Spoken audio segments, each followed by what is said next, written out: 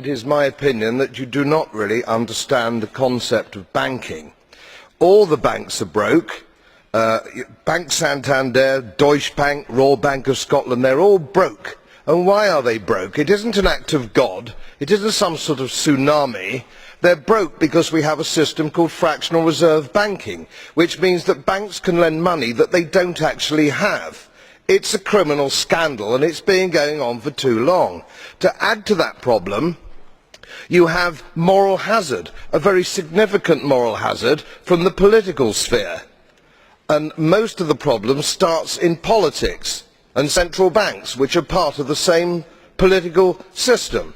We have counterfeiting, sometimes called quantitative easing, but counterfeiting by any other name. The artificial printing of money, which if any ordinary person did, they'd go to prison for a very long time. And yet governments and central banks do it all the time.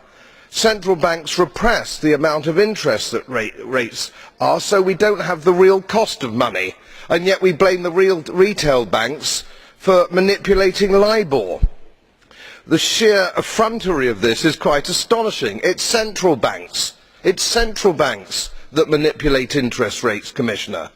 And plus, underneath all this, we talk loosely, in a rather cavalier fashion, do we not, about deposit guarantees.